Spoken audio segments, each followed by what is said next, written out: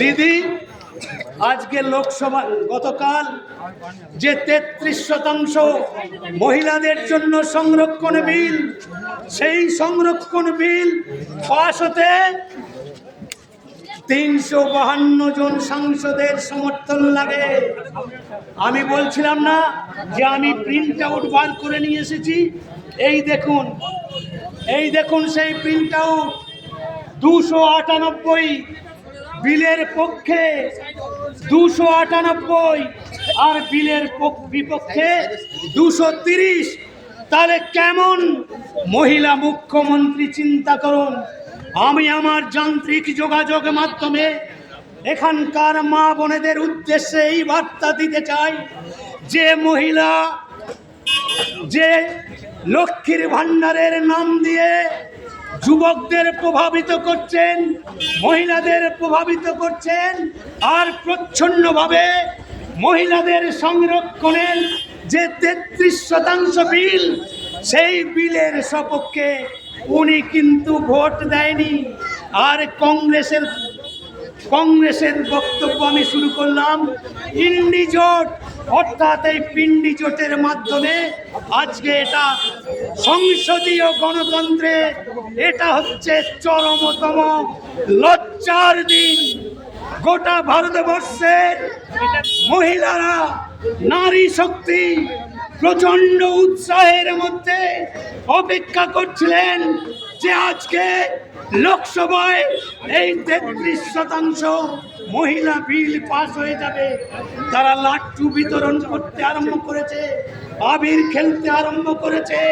বহু রাজ্যে আপনারা এই দৃশ্য দেখেছেন, আর তাদের সেই আনন্দকে একেবারে বরবাদ করে দিয়ে গোটা পৃথিবীতে সংসদীয় গণতন্ত্রের একটা লজ্জাজনক অধ্যায়ের রচনা করলেন।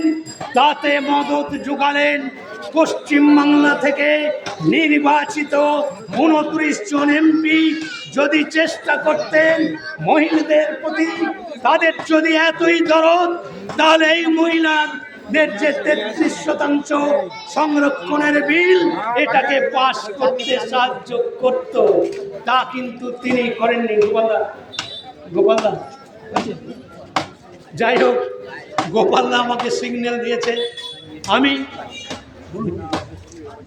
তো সংসদীয় গণতন্ত্রের লজ্জা। আমি তো দিদির সম্বন্ধে কিছুই বলিনি। তৃণমূলের নেতারা মনে মনে একটু খুশি আছে, তা তৃণমূলের নেতাদের একটু পালিশ করি, ওদের একটু পালিশ করা খুব দরকার আছে। আজকেই কুসুমগ্রামে দিদির একটা জনসভা ছিল। আমি খবর পেলাম দিদি নাকি পশ্চিমবাংলার 94টা বিধানসভা উনি ক্যান্ডিডেট। তা আমি ইতিমধ্যেই আমার সোশ্যাল মিডিয়ায়, আমার ইউটিউব চ্যানেলে ছেড়েছি। দিদি পাগল হতে আর বেশি দেরি নেই। কেন জানেন? দিদি আর যুবরাজ বাচাধন যেখানেই যাচ্ছেন কোটি কোটি টাকা খরচ করে র্যাম্প বানাচ্ছেন, স্টেজ বানাচ্ছেন, নাচন কদন করছেন, কত কাণ্ডই করছেন। কিন্তু ফল কি হচ্ছে? চেয়ার আছে, মানুষ নেই। বেলা 1:30টা পর্যন্ত বাঁকুড়া বিষ্ণুপুরের যে জনসভা, সেই জনসভা মাছি দাঁড়াচ্ছে, কয়েকশো চেয়ার দাঁড়িয়ে আছে, আর সর্বসাকুল্যে বেলা 1:30-2টো পর্যন্ত 400 লোক হয়নি। আমি যে বললাম আমি প্রমাণ ছাড়া কথা বলি না, আমার কাছে প্রমাণ আছে। আর এই মোবাইলের মধ্যে আমি সোশ্যাল মিডিয়ায় ছেড়ে দিয়েছি, ইতিমধ্যে কয়েক হাজার মানুষ দেখেছে। আর ওই যে ফখরুদ্দিন না মকরুদ্দিন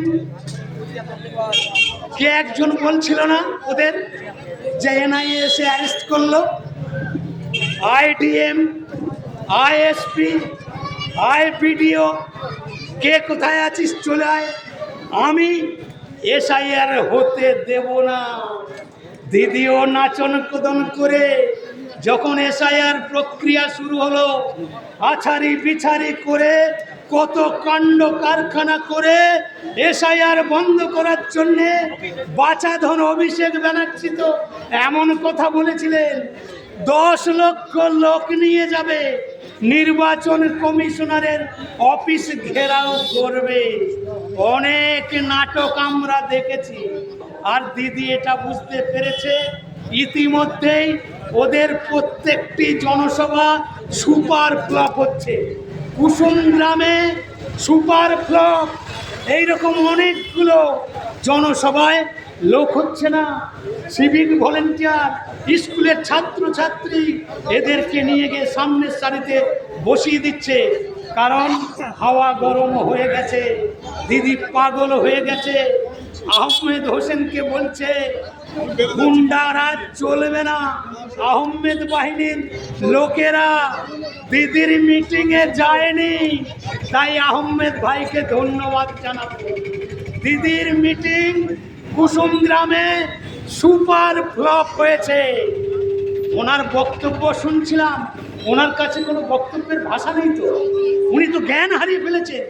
আমাদের স্বরাষ্ট্রমন্ত্রীকে বলছে হদল কুতকুত, মোটা ভাই মোদিজিকে নানা কুরুচিপূর্ণ ভাষায় গালিগালাজ করছেন, আর ওর দলের কর্মীদেরকে লেলিয়ে দিচ্ছে তোমরা ভয় পয়দা করো, ভয় পয়দা করে এই ভোটে জিততে হবে।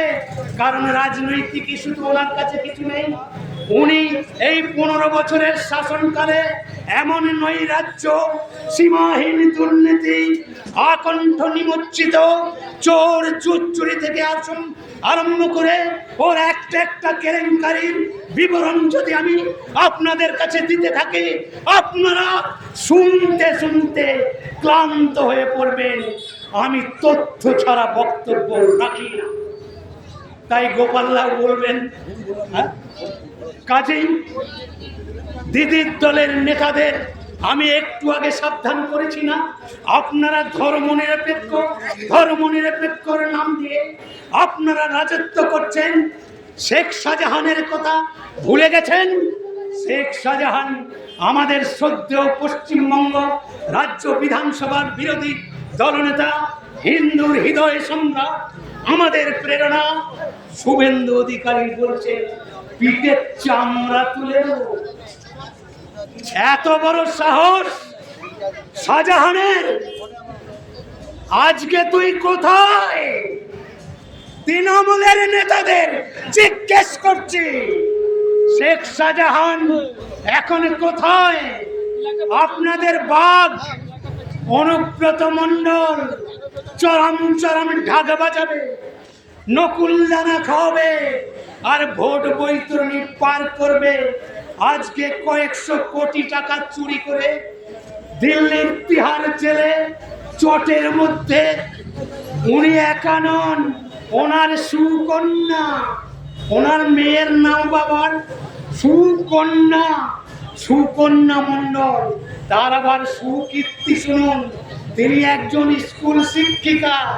তিনি শিক্ষিকা হয়ে স্কুলে যান না, মাইনেটা ঠিক ঘুটিয়ে নেন, আর বাবার দৌলতে কায়দা কানুন করে অনুব্রত মণ্ডলে 350-র ওপরে ব্যাংকের অ্যাকাউন্ট কোথা থেকে এলো? আর এই রাজ্য সরকারের পুলিশ বিভাগ, আইবি বিভাগ, গোয়েন্দা বিভাগ কি করছিল? আমি একটা দুটো জনধন যোজনার অ্যাকাউন্ট ছিল আমার, দীর্ঘ প্রাচীন আমাদের গ্রামের যে ব্যাংক, সেই ব্যাংকের আমার পুরনো অ্যাকাউন্ট আমাকে বন্ধ করতে হয়েছে। কেন জানেন? দুটো অ্যাকাউন্ট খোলা যাবে না, আমাকে বন্ধ করতে হয়েছে। অনুব্রত মণ্ডলের 350 অ্যাকাউন্ট করলো কি করে? এখানকার তৃণমূলের নেতাদের যদি বুকের পাটা থাকে, এই জায়গায় বক্তব্য রেখে আমার প্রশ্নের জবাব দিয়ে যাবেন এখানকার জনতা জনার্দন সাধারণ মানুষের কাছে। তারা আপনার কাছ থেকে জানতে চায়, কৈফিয়ত চায়। আর যতগুলো চোর জেল খেটেছে, সব চোরগুলোকে আবার টিকিট দিয়েছে।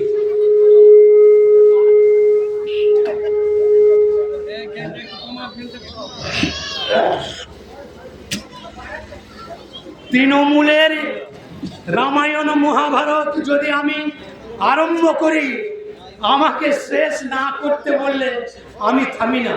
এটা আমার বড্ড বদ অভ্যাস, আমাকে থামাতে হবে, এটা আমার বদ অভ্যাস।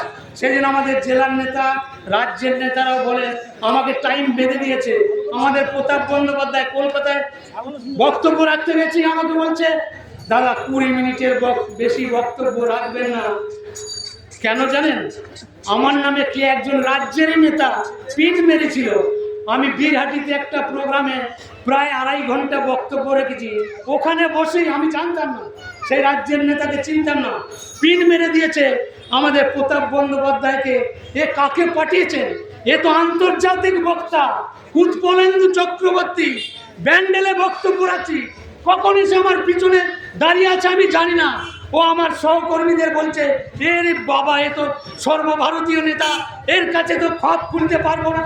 বিষ্ণুকান্ত শাস্ত্রী আমাদের অধ্যাপক, বিশাল নেতা, কখন পিছনে এসে দাঁড়িয়ে আছে, আমার পিঠ চাপড়ে বলছে একটু আসতে, একটু আসতে।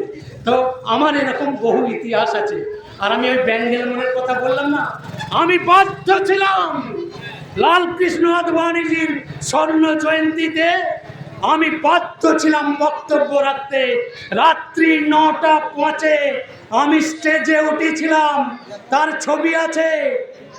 আর মাইক্রোফোন ধরেছি রাত্রি 9টা 5-এ। আর লালকৃষ্ণ আদবানিজির রথ ব্যান্ডেল মোড়ে পৌঁছিয়েছে রাত্রি 1টা 15 মিনিটে। তাহলে 4 ঘন্টা 10 মিনিট অনর্গল তথ্য ভিত্তিক প্রমাণ সাপেক্ষ আমি যে বক্তব্য রেখেছি। আমি আগেই বলেছিলাম দেবী সরস্বতীর প্রচণ্ড আশীর্বাদ আছে আমার ওপরে। আমি তো এখানেই হয়ে গেল প্রায় 2 ঘন্টা বলছি, আমি 2 ঘন্টা হয়ে গেল আমি এখানে বক্তব্য রাখছি, তো আমায় থামাতেই হবে। তো ব্যান্ডেল মোড়ে আমি 4 ঘন্টা 10 মিনিট, ওই দিনই ডানলপ গেট জিটি রোড, ওই দিনেরই ঘটনা, 1997 সালের 22শে জুনের ঘটনা। ডানলপ গেটে 2 ঘন্টা 35 মিনিট আমি কন্টিনিউ বক্তব্য রাখার পরে আমার কোম্পানির মালিক 3 বার মোটরসাইকেল নিয়ে দেখতে এসেছে যে দেবুদা কি করছে, কখন আরম্ভ করেছে, কখন শেষ করবে। আর বক্তব্য রেখে নেমে আসার পরে কি হলো জানেন? মার্ক্সবাদী কমিউনিস্ট পার্টির একজন মার্ডার করা নেতা, নাম লাহিড়ী সাহেব, এমনি তার সঙ্গে সদ্ভাব ছিল।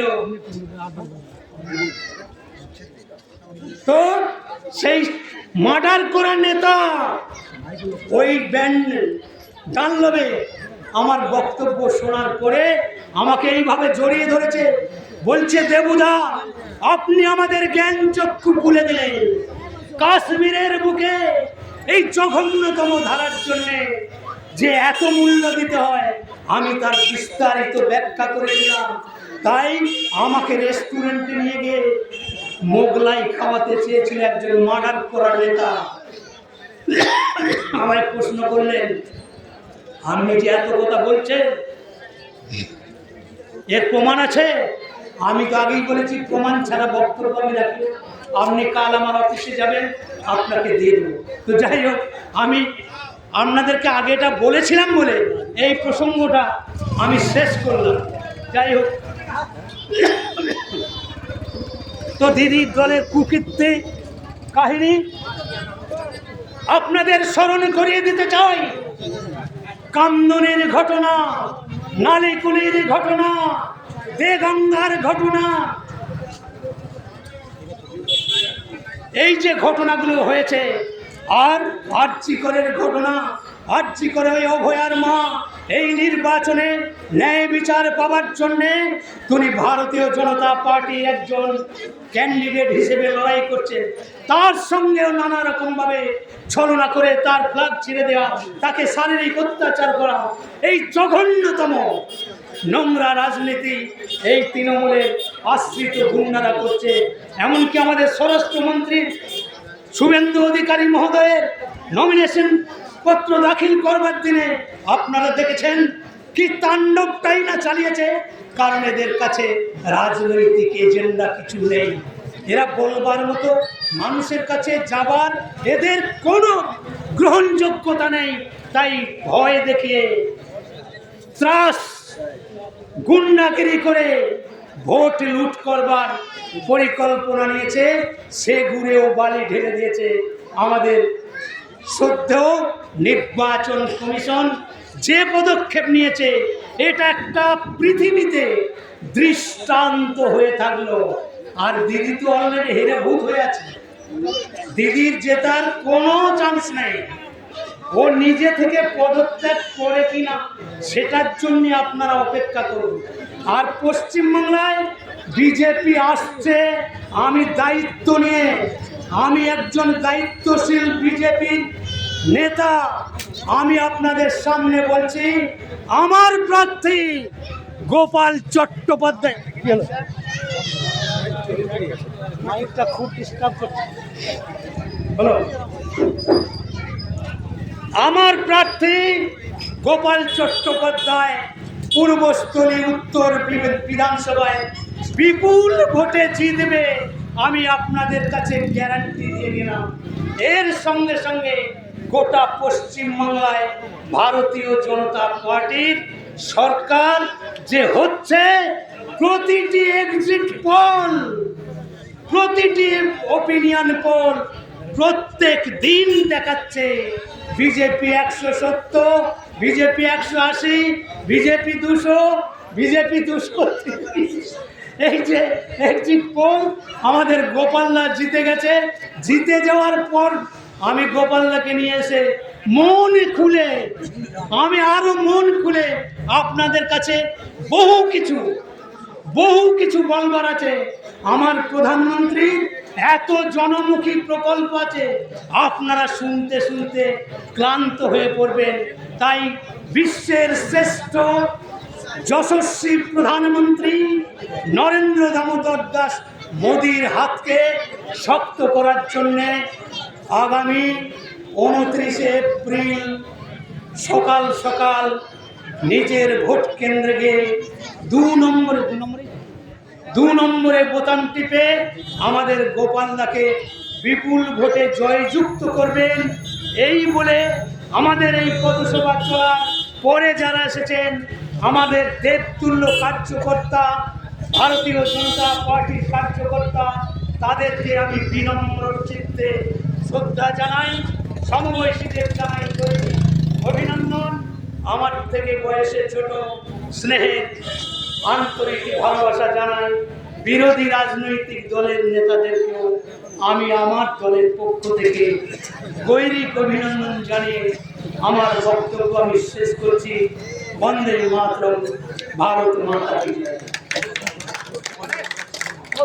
এখন আপনাদের সামনে বক্তব্য রাখবেন আমাদের সুবক্তা, আমাদের প্রার্থী আপনাদের কাছে এসেছেন, ওনার মূল্যবান বক্তব্য উনি বলবেন। ওনাকে আহ্বান করছি, গোপালদা বক্তব্য রাখুন। এটা আমরা সমর্থন করছি।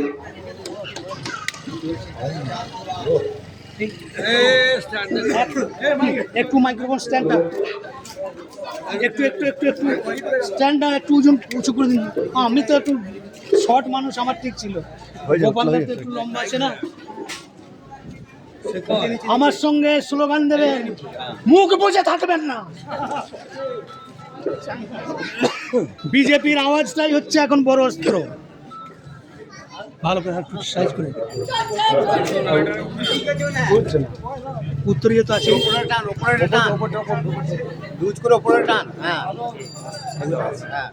ঠিক আছে ঠিক আছে। 1 মিনিট আমি বলে নিই, তারপর আপনি বলবেন।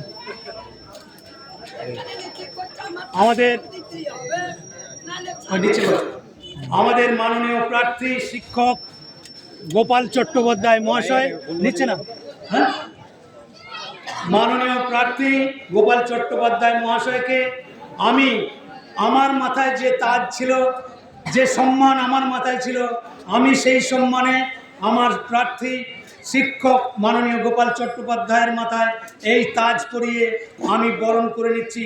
আমার সঙ্গে বলুন, বন্দে মাতরম, বন্দে মাতরম, বন্দে মাতরম, বন্দে মাতরম, ভারত মাতা কি জয়, ভারত মাতা কি জয়, বন্দে মাতরম, বন্দে মাতরম।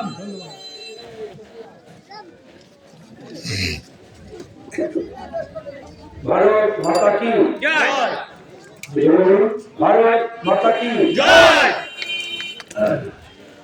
পরম মঙ্গল ঈশ্বর আমার নমস্কার ভারত মাতা ভারতীয় প্রতিষ্ঠাতা তাদের সঙ্গে সমাপন মুখার্জি এবং ভারতীয় জনতা পার্টির আবিষ্কার তাদের সঙ্গে আবেদকের ভক্তিবরস্ক মন্দিরের প্রধান জানিয়ে আজকে আমাদের নির্বাচিত পথসভা এই পথসভায় উপস্থিত ভারতীয় জনতা পার্টির এই মন্ডলের সম্মানীয় মন্ডল সভাপতি ভাই গৌতম, ডাক্তার মন্ডল সভাপতি আমাদের বরিষ্ঠ কার্যকর্তা সম্মানীয় লড়াইয়া আজকে আমাদের এই জেলা বরিষ্ঠ কার্যকর্তা পূর্বতন বক্তা বরুণা সহ ভারতীয় জনতা পার্টির যে যুব কার্যকর্তাগণ, প্রত্যেকটি মানুষ, এলাকার শুধু নাগরিকগণ, ব্যবসায়ী বন্ধুগণ, প্রত্যেককে যোগ্যতা হিসেবে প্রধান প্রীতি শুভেচ্ছা ভালোবাসা এবং অভিনন্দন জানিয়ে আমি আমার বক্তব্য রাখছি।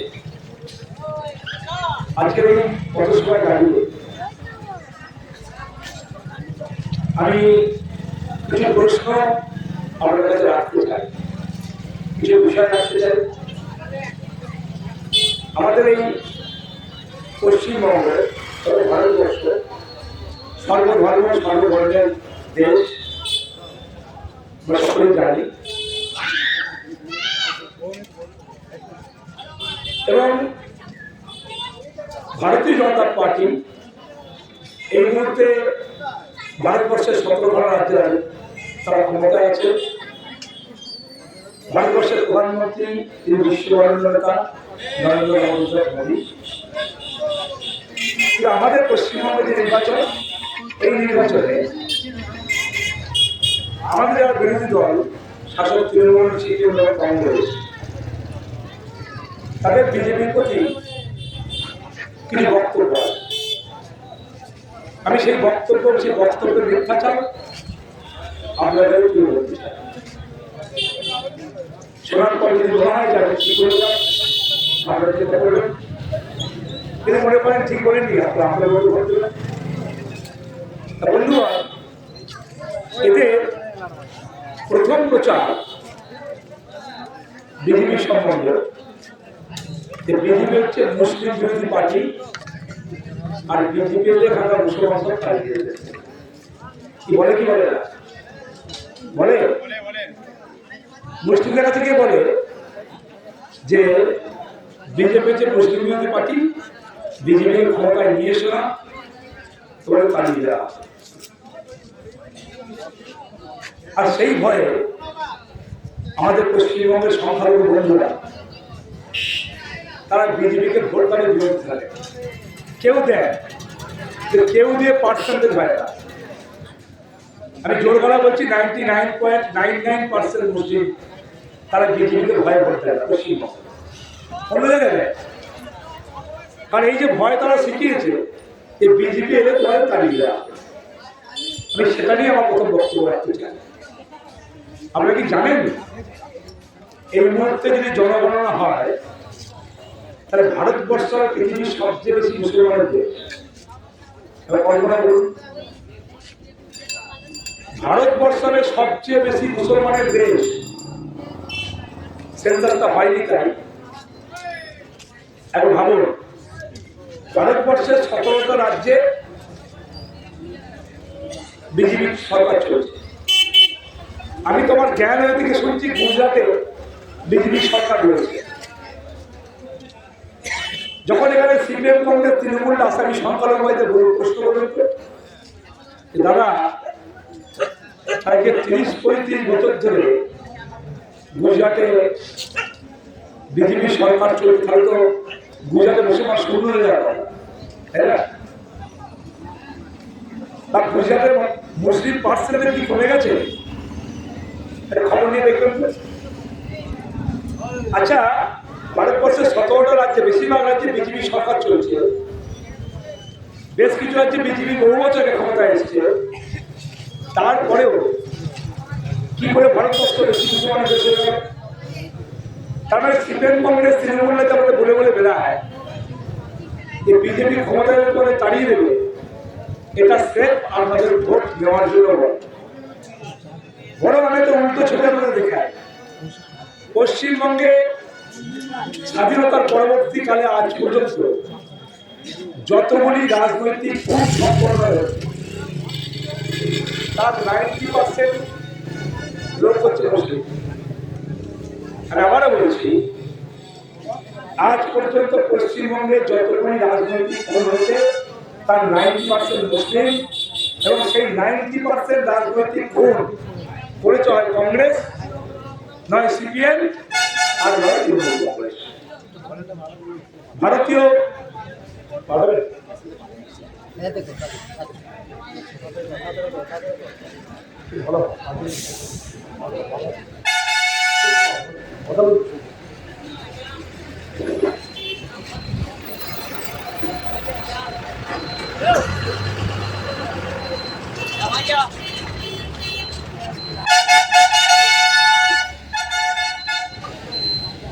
সেই জন্য আমি এই পূর্বস্থলীর উত্তর বিধানসভা সকল মুসলিম নাগরিককে আমি বলতে চাই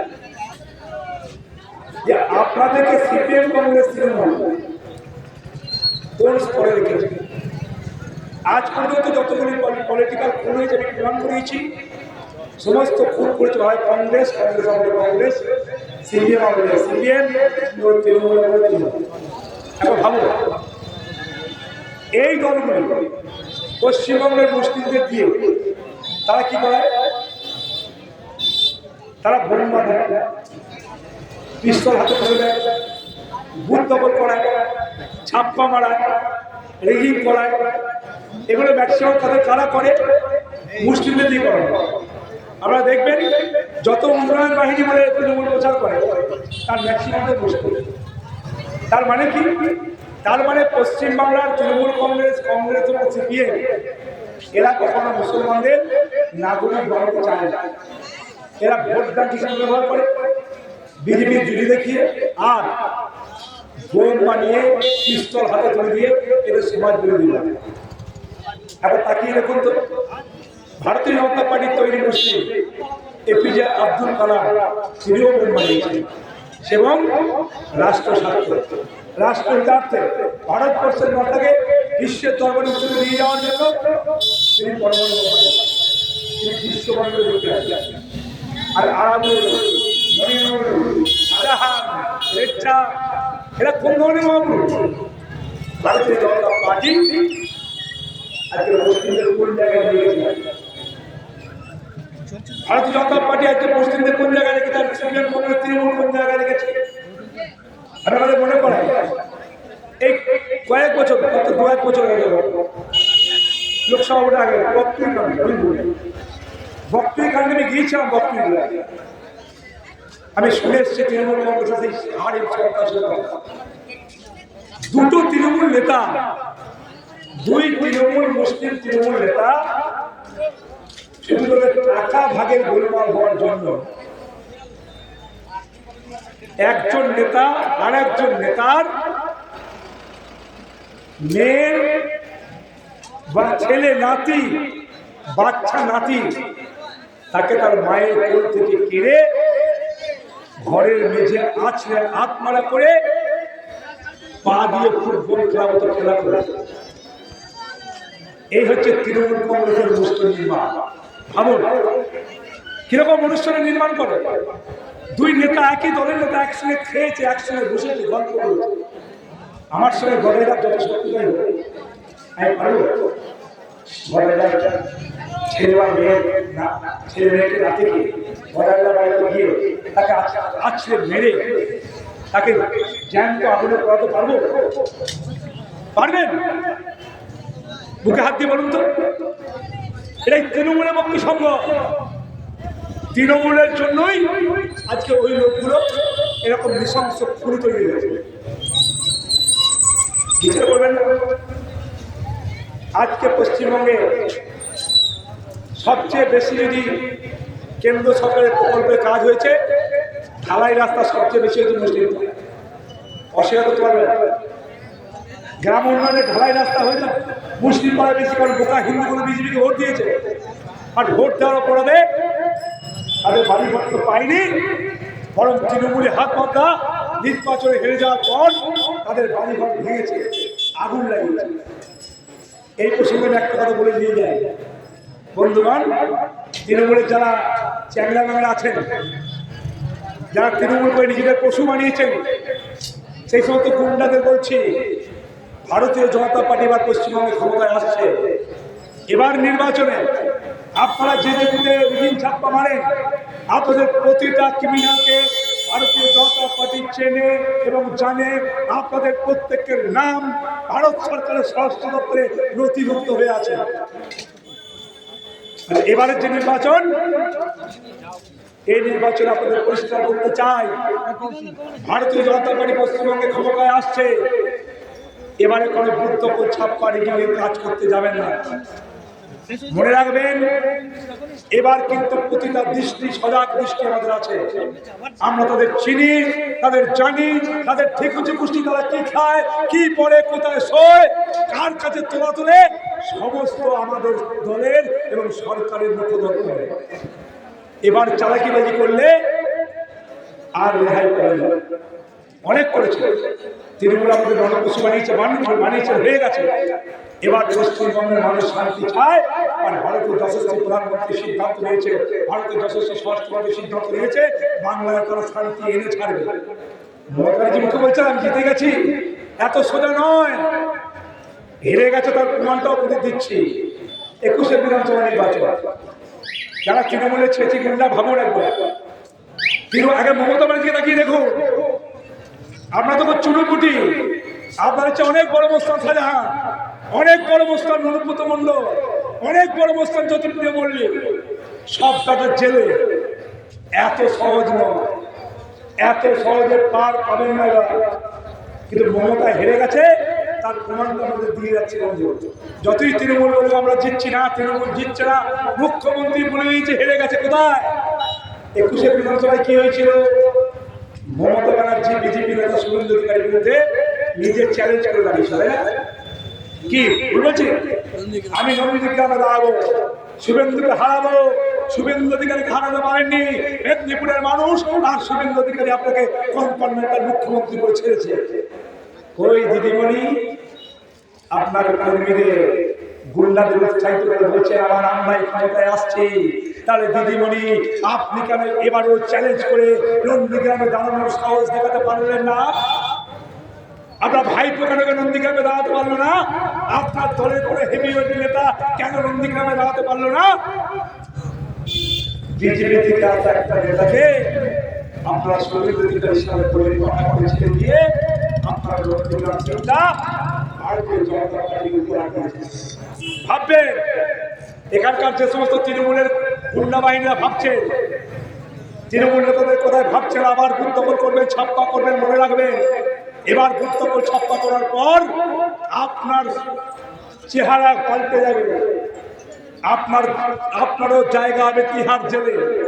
ওখানে ঢুকলে বাড়ির লোকেরা দেখা করতে দিতে পারবে না, আর ওখানে বসে বসে দিন গুজরান করবেন। যেমন অনুব্রত ছাড় পায়নি, মনিরুল ছাড় পায়নি, শাহজাহান ছাড় পায়নি, আপনারাও পাবেন না। তাই বলে দিতে চাই, দিদিমণি হেরে গেছে, আমাদের বুঝতে দিচ্ছে না। আর দ্বিতীয় কথা কি হলো, দিদিমণি কোথায় দাঁড়ালেন? কোথায় দাঁড়ালেন? ভবানীপুরে, সেফ সিট। এবার বুঝেছেন, 21-এ মমতা ব্যানার্জি চ্যালেঞ্জ করেছে, শুভেন্দু অধিকারীকে হেরেছে। এবার শুভেন্দু অধিকারী চ্যালেঞ্জ করে ভবানীপুরে দাঁড়িয়েছে। বাপের বেটা বিজেপি তাকে 2 জায়গায় লড়াচ্ছে, দিদিমণি 1 জায়গায়, শুভেন্দু অধিকারী 2 জায়গায় লড়ছে। তারপরেও আপনি নিশ্চিত থাকুন, নন্দীগ্রাম শুভেন্দু অধিকারী জিতবে আর ভবানীপুরেও জিতবে। আপনারা বলবেন আরে তো আমরা বলতেই পারে না, বন্ধু বুঝিয়ে দিচ্ছি। এতদিন দিদিমণি কি বলতো? এতদিন দিদিমণি বলতো যে ভবানী, আমি সারা পশ্চিমবঙ্গে আমি ব্যস্ত, তাই তো বলতো কিনা? 294 আমি যাচ্ছি। এখন দিদিমণি কি বলছে, আমি ভবানীপুরে নিয়ে আমি 365 দিন ভবানীপুরই থাকি বলছি কিনা। তার মানে কি হলো, আজকে বিজেপির ভয়ে মমতা ব্যানার্জি শুধুমাত্র ভবানীপুরে প্রার্থী হয়ে গেছে, তাই তো?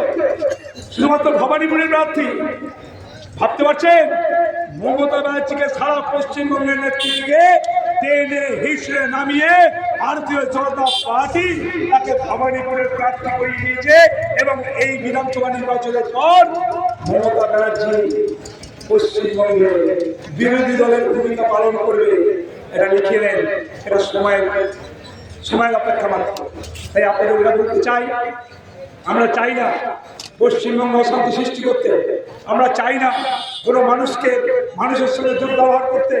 আমরা তাই বারবার সাবধান করছি তৃণমূলের দুষ্কৃতীদের, যারা দুষ্কৃতী হয়েছেন তৃণমূল করে, আমরা তাদের বলতে চাই, আপনারা দুষ্কৃতী কর্ম ছেড়ে আপনারা সাধারণ মানুষের সুনাগরিক হয়ে আপনারা ফিরে আসুন।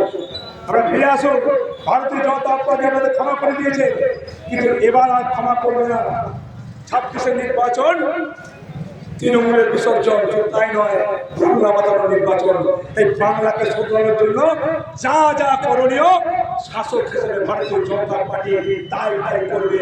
এই এবছর নির্বাচনে আমি পরিষ্কার ভাষায় বলতে চাই, তৃণমূলের কাছে থেকে তৈরি হওয়া সেই তৃণমূলের ভূমিকা বলতে চাই, এবার নির্বাচনে রিগিং ছাপ্পা করার আগে ভালো করে একবার ভেবে চিনতে বাড়িতে মায়ের কাছে একটু কাজলের টিপ করে তারপর ছক্কা দিতে যাবে, পরিস্থিতি ভয়ঙ্কর হতে পারে। তাই বলে বলতে চাই, আমি এই রাউত গ্রামের সকল নাগরিক বৃন্দকে বলতে চাই, হিন্দু মুসলিম সকলকে বলতে চাই, চলুন, যে পশ্চিমবঙ্গ চলছে এই পশ্চিমবঙ্গ ঠিক না। এখন আমার স্থায়ী পার্টি নাম যে জামাত উন্নয়ন পার্টি। আমি বলি ওরা বলে জামাত উন্নয়ন পার্টি বলি না, কারণ খুব বাস্তব কথা। হুমায়ুন কবির কি বলেছিল, হিন্দুদের কেটে গঙ্গা ভাসিয়ে বলেনি কি? হ্যাঁ কিনা? হুমায়ুন কবির বলেছে। আর হুমায়ুন কবির এমন একটা লিডার যে বাবরি মসজিদ, আমরা মসজিদের বিরুদ্ধে নয়। আমি আমার শুরুতেই বক্তব্যে বলেছিলাম যে সারা পৃথিবীতে সবচেয়ে বেশি মুসলমানের দেশ হবে ভারতবর্ষ। স্বাভাবিক কারণে যখন মুসলমান সংখ্যা বেড়েছে, তাই মসজিদ নির্মাণে আমাদের কোনো আপত্তি নেই, কিন্তু বাবরি মসজিদ নির্মাণে ভারতীয় আপত্তি আছে। এটা আমরা ভালো করে বলবো, কারণ বাবর ভারতবর্ষের কোনো মহাপুরুষ নয়, কারণ বাবর এবং তার উত্তরসূরিরা ভারতবর্ষের শাস্ত্র যে সম্প্রীতি হিন্দু মুসলমানের, সেই সম্প্রীতি মন্দিরগুলোকে ভেঙে ভেঙে মসজিদ বানিয়ে হিন্দু মুসলমানের সম্প্রীতিগুলোকে নষ্ট করে ভারতবর্ষের উন্নতিতে বাধার সৃষ্টি করেছে। ভারতবর্ষে বলছিল ভারতবর্ষ উন্নত ভারতবর্ষের দাঁড়িয়ে চৈতন্য বলেছে চন্ডাল হরিভক্তি করা, তার হরিভক্তি আছে, সে চন্ডাল ভারতবর্ষ। এই ভারতবর্ষের লোকে দাঁড়িয়ে কবি কবিতা লিখেছে, আমাদের পূর্বশ্রেণী কবি সত্যব্রত, জগৎ জুড়ে এক জাতি আছে, মানুষ। আপনারা জানেন ভারতবর্ষের হিন্দু সমাজ, হিন্দু সংস্কৃতি রয়েছে বরাবর বসুধৈব কুটুম্বকম, সারা পৃথিবী আমার আত্মীয়। সেই যে ভাবনা ভারতবর্ষে ছিল, সেই ভাবনায় হিন্দু মুসলমান খ্রিস্টান পাশ্চাত্য জৈন সবাই একসাথে বাবর আক্রমণ করার পর এই হিন্দু মুসলমানের খেলাকে জানিয়ে দিয়ে মন্দিরগুলোকে ভেঙে মসজিদ বানিয়ে হিন্দু মুসলমানের দ্বন্দ্ব শুরু করল। সেই দ্বন্দ্ব যখন মিটে গেল, 500 বছরের দ্বন্দ্ব যখন মিটে গেল সরকার, বিজেপি সরকারের আমলে, তখন সবাই মিলে ভাগ বটরা করে একটা সুন্দর সুস্থ ন্যায় সম্মতভাবে যখন মসজিদ আর মন্দির পুনরায় নির্মাণ করার ব্যবস্থা করলো, ঠিক সেই সময় দাঁড়িয়ে তৃণমূল কংগ্রেসের তিনি বাবরি মসজিদ শুরু করলেন। আবার কি করলেন? দিদি কি বললেন? দিদি নাটক ছিল বললেন কিরকম? হুমায়ুন কবির বাবরি মসজিদ করেছে, তাই ওখানে দলে রাখবো না। ও দিদিমণি, যেদিন হুমায়ুন কবির বলেছিল যে আমি হিন্দুদের কেটে ভাগীরথী গঙ্গায় ভাসাবো, ওই প্রতিবাদ করেননি তো? কই সিদ্ধি করে যেদিন বললো আমার মন্দির হিন্দু মসজিদ করবো, আপনি কিছু বলেননি তো? কই কবি হাকিম যেদিন বললো আমি কলকাতাকে মিনি পাকিস্তান বানিয়েছি, কই আপনি কবি হাকিমকে সরাননি তো? এখন আমরা বুঝতে পারছি পশ্চিমবাংলার হিন্দু ভোট ধীরে ধীরে আমরা থেকে মুখ ফেরাচ্ছে। তাই আপনি হুমায়ুন কবিরকে রেখে কি করলেন? আপনি হুমায়ুন কবিরকে রেখে আপনি নাটক করলেন। হুমায়ুন কবির কি বলল? হুমায়ুন কবির সে মিটিং শুরু করে কি করলো, সে প্রতিবাদ শুরু করলো, বলে জনতা দল পার্টি আসুন। সেই জন্যে হুমায়ুন কবিরের আমি বাবান ঘোষকে প্রশ্ন করতে, এখানকার প্রার্থী বাবান ঘোষ, আমি বাবান ঘোষকে প্রশ্ন করতে চাই। হুমায়ুন কবির বলেছে ভাগীরথী বাবান ঘোষ কাল যদি হুমায়ুন কবিরের দল জিতে যায় আর তৃণমূল আর হুমায়ুন কবিরের দলের সরকার করে, আর কাল যদি হুমায়ুন কবির হিন্দুদের কেটে ভাগীরথীর জলে ভাসায়, তাই বাবান ঘোষ তুমি কি প্রস্তুত আছো? তোমাকে কেটে হুমায়ুন কবির গঙ্গার জলে ভাসাবে? বাবান ঘোষ তুমি কি প্রস্তুত আছো তোমার মাকে কেটে হুমায়ুন কবির গঙ্গার জলে ভাসাবে? বাবান ঘোষ তুমি কি প্রস্তুত আছো তোমার মা বাবাকে কেটে হুমায়ুন কবির ভাগীরথীর গঙ্গা ভাসাবে? এই জবাবগুলো দিয়ে তুমি মানুষকে বোঝাই দিও। যদি বলতে পারে হ্যাঁ আমি প্রস্তুত আছি, আমাদের কোনো আপত্তি নেই। যদি বলে না আমি প্রস্তুত নই, তা তোমাকে ভাবার জন্য বলবো। আমি পশ্চিমবাংলার এই পূর্বস্থলী উত্তর হিন্দু মুসলিম সমাজে বলতে চাই, আপনারা বিচার করুন। বারবার বলছে আপনারা বিচার করুন। দেখুন আজ পর্যন্ত ভারতীয় জনতা পার্টির যে কল্যাণ তা কিন্তু পশ্চিমবঙ্গে সর্বোপরি হয়েছে। আমাদের প্রধানমন্ত্রী বলেছেন সবকা সাথ সবকা বিকাশ, সবকা প্রয়াস সবকা বিশ্বাস। তাই নয়, কই বিজেপি সরকার যখন করোনার টিকা আবিষ্কার করলো, কই বিজেপি তো বলেনি আমি হিন্দুদের টিকা দেবো মুসলমানদের দেবো না। বলেছিল কোন ভারতীয় জনতা পার্টির উন্নয়নের সুফল সবচেয়ে বেশি ঘর যদি কেউ পেয়ে থাকেন মুসলিম সমাজ বেশি পেয়েছে। উজ্জ্বল যোজনা গ্যাস যদি কেউ বেশি পেয়ে থাকেন সেটা মুসলিম মায়েরা বেশি পেয়েছে। বিচার করবেন না? শুধুমাত্র একটা বিষয় তারা বলে যাচ্ছে বিজেপি আপনাদের তাড়িয়ে দেবে। আপনাদের জেনে রাখা উচিত আজকে গুজরাটের মুসলমানরা পশ্চিমবঙ্গের মুসলমান চেয়ে ভালো আছে কেন? আপনারা খোঁজ নিয়ে দেখুন, আপনারা খোঁজ নিয়ে দেখুন। প্রদীপ বাবুদের বলুন খোঁজ নিতে, বসুন্ধরা গোস্বামীকে বলুন খোঁজ নিতে, যে এই পূর্বস্থলী উত্তর দিনাজপুরের কতজন মুসলিম যুবক মোদীর রাজ্য গুজরাটে কাজ করতে গিয়েছে, তারা কজন পালিয়ে এসছে এখানে, তাদের কজনকে তাড়িয়ে দিয়েছে। এই প্রশ্ন আপনারা করবেন না? আপনার পাশের বাড়ির ছেলেটি সুরাটে কাজ করে পেট চালায়, আর আপনাকে সে প্রদীপ শাহ বলছে যে বিজেপি তাড়িয়ে দেবে। আপনার মনে প্রশ্ন জায়গাটা কই? আমার পাশের বাড়ির ছেলেটা সুরাটে থাকে, কই ওকে তো তাড়িয়ে দেয়নি। এই প্রশ্ন জিজ্ঞাসা করবেন না? আসলে এই দলগুলি কোনোদিন মানুষকে শান্ত থাকতে দেয় না, সুখে থাকতে দেয় না। হিন্দু মুসলমানের দাঙ্গা লাগিয়ে এই কংগ্রেস তৃণমূল দল এরা ফায়দা লোটে, এরা ফায়দা লোটে। আমি এই মঞ্চ থেকে চ্যালেঞ্জ করে বলছি, হুমায়ুন কবির আপনি যতই বলেন, যতই বাবরি মসজিদ বানান, জনাব সিদ্দিকুল্লাহ চৌধুরী আপনি যত বড়ই জনাব হন, ববি হাকিম আপনি যত বড় মুসলিম লিডার হন, আর আপনি কলকাতাকে যতবারই মিনি পাকিস্তান বানান, আমি আপনাদের কথা দিচ্ছি হিম্মত থাকলে আপনারা তিনজন আরবের নাগরিকত্ব নিয়ে দেখান। আমি গোপাল চট্টোপাধ্যায় বিজেপির ঝান্ডা ছেড়ে আপনাদের দলের পতাকা নিয়ে ঘুরবো। চ্যালেঞ্জ করে বলছি, পারবেন আরবের নাগরিকত্ব নিতে? আরব নাগরিকত্ব দেবে না। আপনারা রোহিঙ্গা নাগরিকত্ব চাইছেন, আপনারা দিকে বলতে চাই ভারতবর্ষ রোহিঙ্গাদের নাগরিকত্ব দেবে, বলুন বেশি নয় 1 লক্ষ রোহিঙ্গা নাগরিকত্ব আরব কান্ট্রি দেবে। রোহিঙ্গার জন্য মমতা ব্যানার্জি তরদুপ দিচ্ছে, সিদ্দিকুল্লাহ তরদুপ দিচ্ছে, বলছে বিজেপির রোহিঙ্গা মুসলমান এক করে দেবেন না। ভারতবর্ষে যারা স্থায়ী মুসলমান তাদের সঙ্গে হিন্দুদের কোনো অসুবিধা নেই। এই ভারতবর্ষে হিন্দু মুসলমান সম্পত্তি নষ্ট করার অন্যতম কারিগর হচ্ছে ওই বাইরে থেকে ওই রোহিঙ্গারা। বুঝতে হবে। আর রোহিঙ্গা নাগরিকত্ব চাইছেন, আমরা দেবো নাগরিকত্ব রোহিঙ্গাদের।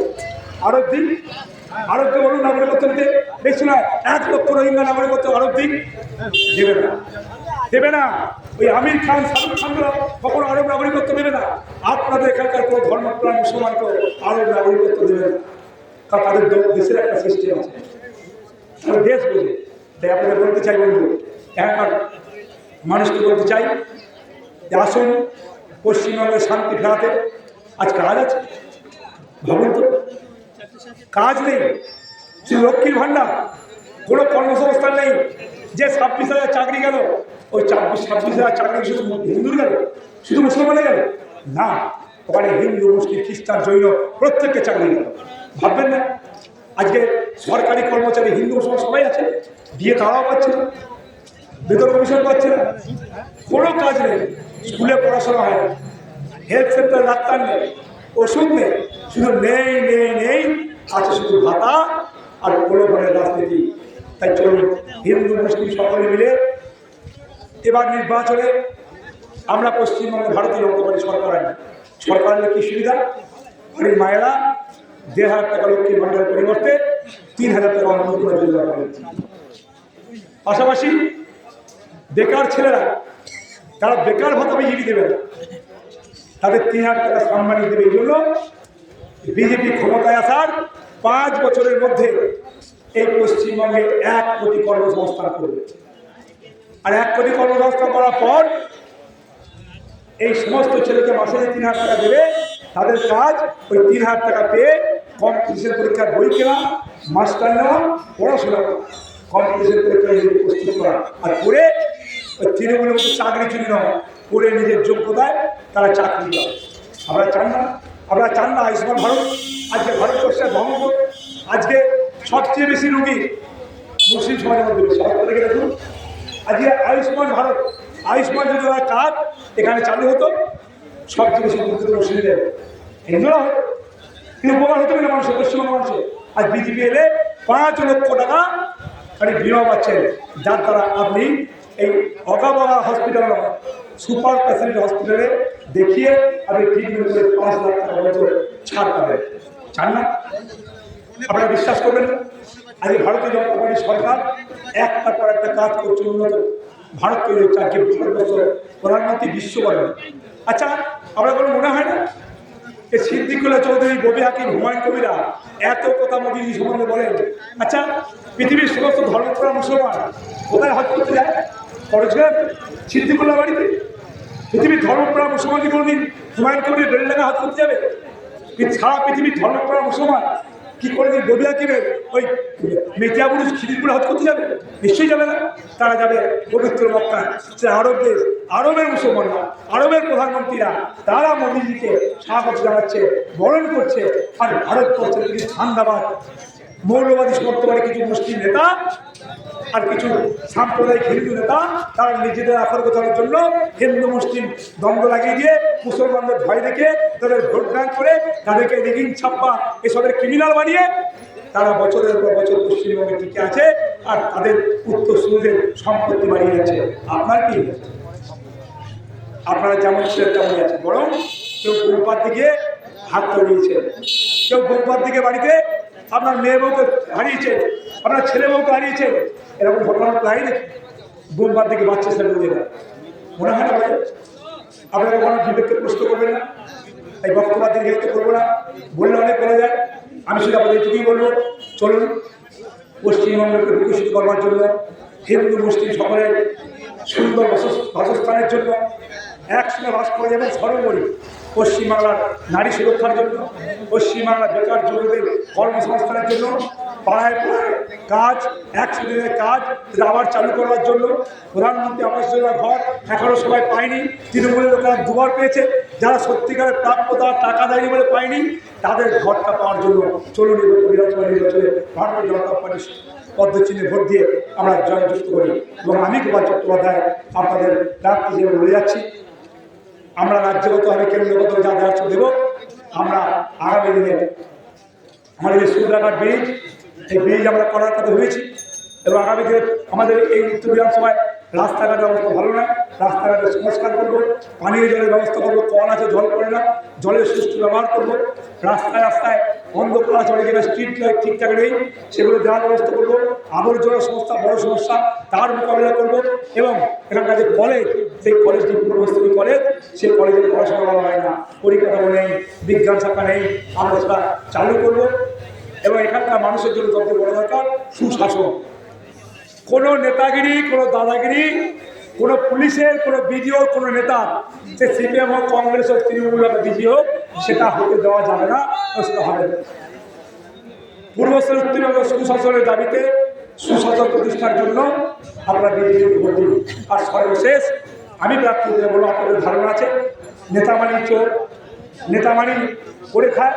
আমি আপনাদের বলে যাচ্ছি, গ্যারান্টি দিয়ে যাচ্ছি যে ভারতীয় জনতা পার্টির বিধায়ক হিসেবে আমি বিধায়ক প্রধান যা টাকা পাবো, আমাকে সরকার যে পরিমাণ টাকা দেবে সেই টাকা 100% আমি জনগণের কল্যাণে, একদম জনগণের কাজে খরচা করে পুরো টাকার সদ্ব্যবহার করবো। অন্য টাকার মতো নিজের বাড়ির আখের বোঝাপড়া আমার আয় এবং সঞ্চয়ের পরিমাণ সারা জীবন ঠিক থাকবে। সারা জীবন আমার আয় এবং সঞ্চয় তার পরিমাণ ঠিক থাকবে। যেমন দেখছেন তেমনই দেখবেন, যেমন আছি তেমনই থাকবো, এটুকু বলতে পারি। সর্বশেষ চলুন আগামী 29শে বিকশিত পশ্চিমবঙ্গ, বিকশিত পূর্ব সুন্দরের জন্য আমরা সকলে 2 নম্বর বোতাম টিপে পদ্মচিহ্নে ভোট দিয়ে ভারতীয় জনতা পার্টির প্রার্থী হিসাবে আমাকে একবার সুযোগ দিন। আমি জবাব করছি, আমাকে একবার সুযোগ দিন। আমি আপনাদের সেবার সুযোগে আমার বিশ্বাস যে আমি আমাদের দীর্ঘদিনের যে প্রত্যাশা তা পূরণ করতে পারবো, তার বিশ্বাসের সঙ্গে করবো। এই বলে আমরা বক্তব্য শেষ করছি। জয় হিন্দ, জয় শ্রীরাম।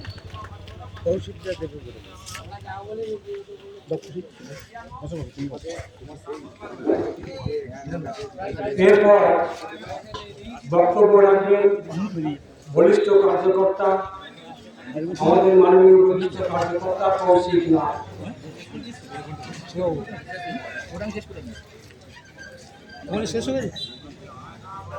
ভারতীয় জনতা পার্টি পূর্বস্থলী উত্তর বিধানসভা প্রার্থী শিক্ষক সম্মানীয় গোপাল চট্টোপাধ্যায় মহাশয়ের সমর্থন আপনাকেও একটু বরণ করে নিই। ওনার বক্তব্যের মাঝে আমি একটু বিরাম দিলাম, ওনাকেও এই তাজ দিয়ে আমি সম্মানিত করতে চাই। বন্দে মাতরম, বন্দে মাতরম, ভারত মাতা কি। এই নির্বাচনী পথসভা অনেকক্ষণ ধরেই আপনারা শুনছেন। বিভিন্ন বক্তার বক্তৃতার মাধ্যম দিয়ে এই সবার বিষয়বস্তু আপনারা উপস্থাপন করতে পেরেছেন। সর্বোপরি এই বিধানসভার যে প্রার্থী, আমার পূর্ববর্তী বক্তা সম্মানীয় শিক্ষক গোপাল চট্টোপাধ্যায় মহাশয়, তিনি তার বক্তৃতার মধ্যে দিয়ে সুস্পষ্ট চিন্তাধারা, আগামী দিনে কিভাবে ভারতীয় জনতা পার্টি সরকারে এলে তিনি কার্যক্রম অতিবাহিত করবেন, সেই নির্দিষ্ট সুনির্দিষ্ট চিন্তা ভাবনা আপনাদের মধ্যে দিয়ে গেছেন। মঞ্চাসীন ভারতীয় জনতা পার্টি প্রবীণ কার্যকর্তা গদাইদা, মঞ্চাসীন ভারতীয় জনতা পার্টি প্রবীণ কার্যকর্তা দেবুদা, মঞ্চাসীন ভারতীয় জনতা পার্টির এই মণ্ডলের সভাপতি ভাই গৌতম, এই মণ্ডলের আরেক জিএস কবিরদা, রাউতগ্রাম বাজারে পথ চলতি সাধারণ মানুষ, দোকানদারের ক্রেতা এবং বিক্রেতা, মাইক্রোফোনের মধ্যে দিয়ে আমার আওয়াজ যতদূর যাচ্ছে গৃহে কর্মরত মা এবং বোনেরা, সর্বোপরি শাসক দলের যে সমস্ত কার্যকর্তারা আমাদের এই সভা শুনছেন এবং হাতে লাল ঝান্ডা, বুকে জোড়া ফুল নিয়ে যারা কমিউনিস্ট পার্টিটা করছেন, সবাইকে পয়লা বৈশাখের শুভেচ্ছা জানাই। ব্যক্তিগত পক্ষ থেকে স্থান বিশেষে শ্রদ্ধা এবং ভালোবাসা জানাই। পার্টির পক্ষ থেকে গৈরিক অভিনন্দন জানাই। পিছিয়ে পড়া ভারতবর্ষ, যে ভারতবর্ষকে বিশ্ব অবজ্ঞা ঘৃণার চোখে দেখত, সেই ভারতবর্ষের স্বাভিমানকে বিশ্বের দরবারে পুনঃপ্রতিষ্ঠিত করেছেন বিশ্ববরেণ্য রাষ্ট্রীয় নেতা নরেন্দ্র দামোদর দাস মোদী। কবির সেই কবিতা, বলো বলো বলো সবে, শতবিনা বেনু রবে, ভারত আমার জগৎ সভায় শ্রেষ্ঠ আসন লবে।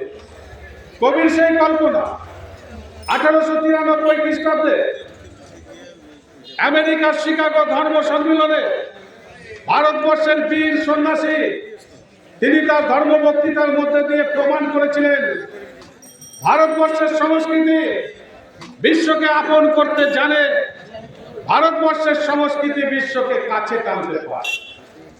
ঠিক তার 126 বছর পর ভারত মাতার এক সন্তান বিশ্ব বরেণ্য রাষ্ট্রীয় নেতা নরেন্দ্র দামোদর দাস মোদী আমেরিকার মাটিতে দাঁড়িয়ে জাতির উদ্দেশ্যে ভাষণ দিয়ে তিনি প্রমাণ করলেন ভারতবর্ষের সংস্কৃতি বিশ্বকে আপন করতে জানে, ভারতবর্ষের সংস্কৃতি বিশ্বকে কাছে টানতে পারে। 2014 নির্বাচন ভারতবর্ষের এক পালা বদলের নির্বাচন। এই নির্বাচনের মধ্যে দিয়ে, গণতান্ত্রিক প্রক্রিয়ার মধ্যে দিয়ে, কারোর সঙ্গে জোট করে নয়, কারোর আঁচল ধরে নয়, একক ক্ষমতায় ভারতবর্ষে ভারতীয় জনতা পার্টির শাসন ব্যবস্থা কায়েম। প্রধানমন্ত্রী হিসাবে নরেন্দ্র দামোদর দাস মোদী শপথ দিয়ে বলেছিলেন, আমার কাছে শ্রেষ্ঠ ধর্মগ্রন্থ আমার দেশের সংবিধান, আমার কাছে শ্রেষ্ঠ মন্দির আমার দেশের সংসদ, আমি 130 কোটি মানুষের প্রধানমন্ত্রী নই, আমি 130 কোটি মানুষের প্রধান সেবক। এই মন্ত্র নিয়ে তিনি প্রধানমন্ত্রী হয়ে ভারতবর্ষের তথ্য ভান্ডারে অনুসন্ধান করলেন। তিনি অনুধাবন করতে পারলেন ভারতবর্ষের প্রত্যন্ত গ্রামে খেটে খাওয়া মানুষের অবস্থা। সেই জন্য তিনি বিভিন্ন প্রকল্প চালু করলেন। একাধিক প্রকল্প, 150 অধিক প্রকল্প চলছে সারা ভারতবর্ষে। যে প্রকল্পগুলি বিশ্লেষণ করতে গেলে এই রাউরগাম বাজারে দাঁড়িয়ে আমি বক্তৃতা করছি, রাত শেষ হয়ে ভোর হয়ে যাবে। দুই একটি প্রকল্পের কথা আমাদের সামনে বলতে চাই। যশস্বী প্রধানমন্ত্রী নরেন্দ্র দামোদর দাস মোদী তিনি উপলব্ধ করতে পেরেছিলেন যে ভারতবর্ষের প্রত্যন্ত গ্রামে মা বোনেরা খোলা স্থানে শৌচকর্ম করতে চান, মা বোনেরা খোলা স্থানে শৌচকর্ম করতে চান। রাতের অন্ধকারে কিংবা ভোরে আলো ফোটার আগে খোলা স্থানে শৌচকর্ম করে। তাদের লজ্জা নিবারণের জন্য স্বচ্ছ ভারতের মধ্যে দিয়ে শৌচাগার নির্মাণের ব্যবস্থা করলেন। 12,000 টাকা স্কিমের শৌচালয় এই বাংলার বুকেও এলো। দিদিমণি নামটা পাল্টে নির্মল বাংলা করে দিলেন। টাকা দিচ্ছে মোদি, ছাপ লাগাচ্ছে দিদি। 12,000 টাকার শৌচালয় দিনের আলোর মতো পরিষ্কার দেখতে পেলাম। পঞ্চায়েতে পঞ্চায়েতে যখন শৌচাগার নির্মাণ হচ্ছে, পঞ্চায়েতের প্রধানের ভাই হয়ে গেল ঠিকাদার, পঞ্চায়েত প্রধানের কাকা হয়ে গেল ঠিকাদার, পঞ্চায়েত প্রধানের ভাই হয়ে গেল ঠিকাদার। 12,000 টাকার শৌচালয় দিনের আলোর মতো পরিষ্কার দেখতে পেলাম। 100টা ইট, 3টে ক্লোর পাত। কোনো শৌচাগারের দরজা আছে তো ছাদ নেই, কোনো শৌচাগারের ছাদ আছে তো দরজা নেই। আর